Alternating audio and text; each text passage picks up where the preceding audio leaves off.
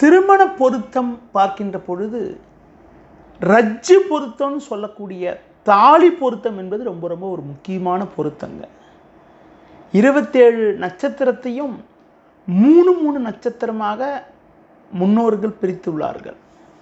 பொதுவாக உங்களுக்கு பார்த்தீங்கன்னா அஸ்வினி மகம் மூலத்தை கேதுவோட நட்சத்திரம் என்றும், அடுத்து பார்க்கின்ற பொழுது ஆயில்யம் கேட்டை ரேவதி ஆகியவை புதனுடைய நட்சத்திரம் என்றும் பிரித்துள்ளார்கள்.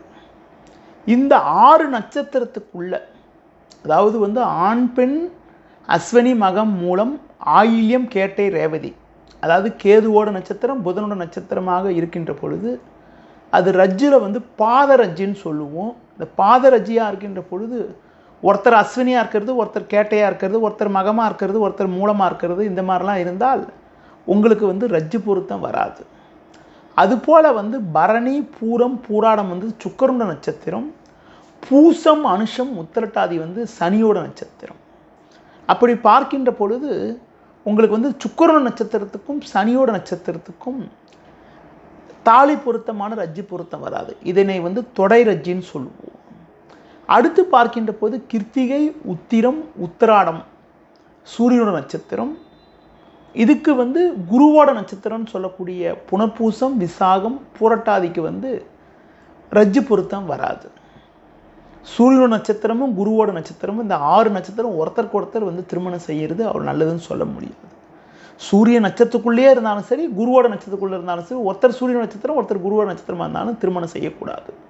அதுபோல் ரோகிணி அஸ்தம் திருவோணம் சந்திரன நட்சத்திரம், திருவாதிரை சுவாதி சதயம் ராகுவோட நட்சத்திரம்.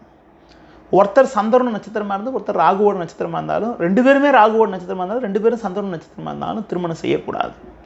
அதுபோல் மிருகசீஷம் சித்திரை அவிட்டம் இது 3 செவ்வாவோட நட்சத்திரம். இந்த செவ்வாவோட நட்சத்திரம் தலை ரஜ்ஜின்னு சொல்லுவோம். ஒருத்தர் மிருகசீஷமாக இருந்து ஒருத்தர் சித்திரையாக இருந்தாலும், ஒருத்தர் அவிட்டமாக இருந்து ஒருத்தர் மிருகசீஷமாக இருந்தாலும் உங்களுக்கு ரஜ்ஜு பொருத்தம் வராது. இப்படி இந்த ரஜ்ஜு பொருத்தம் இல்லாத நிலையில் திருமணம் செய்வது அவ்வளவு சிறப்பு இல்லை. பொதுவாக திருக்கணித பஞ்சாங்கப்படி உங்களுக்கு இதை ரொம்ப கண்டிஷனாக பார்க்குறோம், கண்டிப்பாக பார்க்குறோம். ஒருத்தர் ஒரு நட்சத்திரமாக இருந்து இன்னொருத்தர் ஒரு நட்சத்திரமாக இருக்கின்ற பொழுது கண்டிப்பாக திருமணம் செய்வதை தவிர்க்கிறது ரொம்ப ரொம்ப நல்லது. ஒரு சில இடங்களில் வேறு ஏதாவது காரணங்கள் சொல்லிட்டு கூட செய்கிறாங்க. அவங்க வாழ்க்கையில் ஒரு ஒற்றுமை என்பது ரொம்ப ரொம்ப கம்மியாக இருக்குது. திருமண பொருத்தம் பார்க்கின்ற போது ரஜ்ஜு பொருத்தம் என்பது ரொம்ப ரொம்ப முக்கியமான ஒன்றாக இருக்கிறது.